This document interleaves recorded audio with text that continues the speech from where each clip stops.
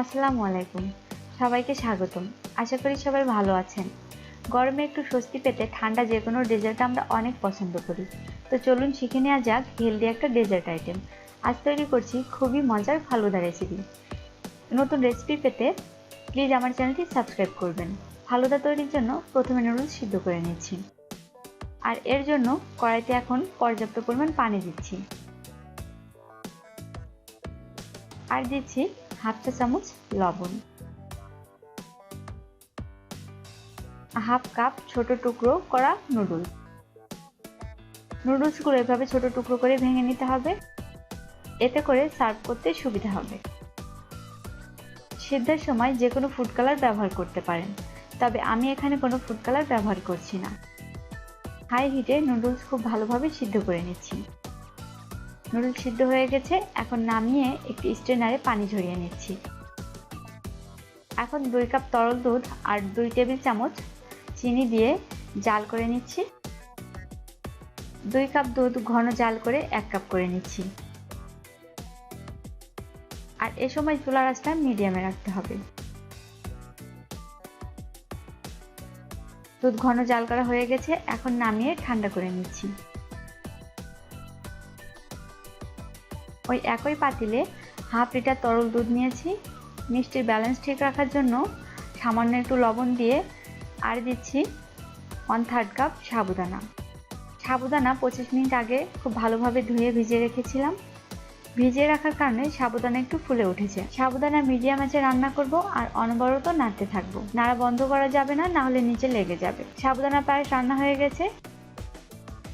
সাবুদানা একেবারে স্বচ্ছ হয়ে এসেছে আর দুধটাও ঘন হয়ে গেছে। এখন নামিয়ে রুম টেম্পারেচারে নিয়ে এসে ফ্রিজের নর্মাল চেম্বারে ঠান্ডা হওয়ার জন্য রেখে দেব। না চাইলে না রাখলেও হবে।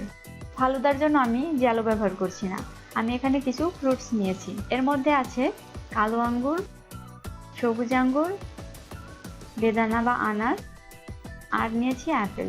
আপনারা চাইলে কলা, আম অথবা আপনাদের পছন্দ মতো ফ্রুটস নিতে পারেন। এখন আমি সাজিয়ে নিচ্ছি। সাজানোর জন্য প্রথমে গ্লাসের মধ্যে নুডলস ছড়িয়ে দিচ্ছি। নুডলস ভালোভাবে ছড়িয়ে দিয়ে দিচ্ছি কালো আঙ্গুর। আসলে ফালুদা সাজানোর কোনো ধরাবাঁধা নিয়ম নাই, যার যার পছন্দ অনুযায়ী সাজিয়ে পরিবেশন করতে পারেন। এখন দিচ্ছি সবুজ আঙ্গুর,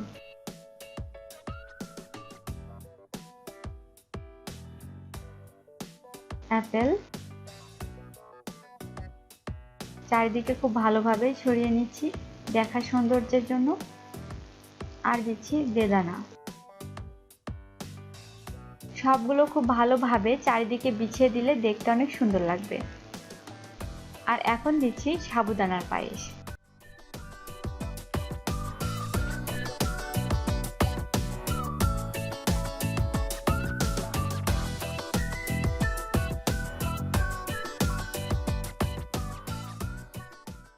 আমি আরও কিছুটা বেদানা দিয়ে দিচ্ছি আর বাকি ফ্রুটসগুলো অল্প অল্প করে দিয়ে দিচ্ছি।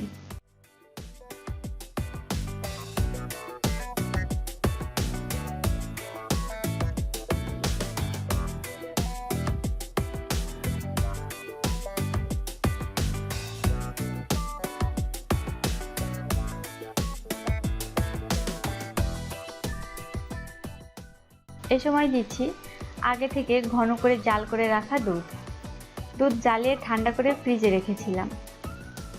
এ পর্যায়ে দিচ্ছি ভ্যানিলা আইসক্রিম। আপনাদের পছন্দ মতো যে কোনো ফ্লেভারের আইসক্রিম দিতে পারবেন। এখন আবারও সব রকম ফ্রুটস অল্প অল্প করে দিয়ে দিচ্ছি।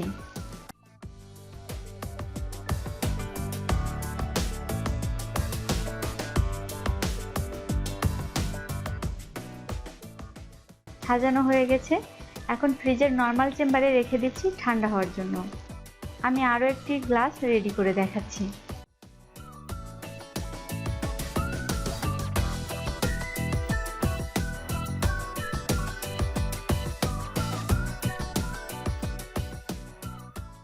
ফালুদা ঠান্ডায় ভালো লাগে, সেজন্য চেষ্টা করবেন ফ্রিজে রেখে ঠান্ডা করে নিতে, এতে করে খেতেও অনেক ভালো লাগে। তৈরি হয়ে গেল খুবই মজার হেলদি একটা ডেজার্ট। আশা করি ভালো লেগেছে। এই স্বাস্থ্যকর ডেজার্টটি অবশ্যই বাসায় ট্রাই করবেন। যারা এখনও আমার চ্যানেলটি সাবস্ক্রাইব করেনি প্লিজ আমার চ্যানেলটি সাবস্ক্রাইব করে পাশে থাকবেন। নতুন আরও কোনো ভিডিও নিয়ে হাজির হব, ততক্ষণে সবাই ভালো থাকবেন। আল্লাহ হাফেজ।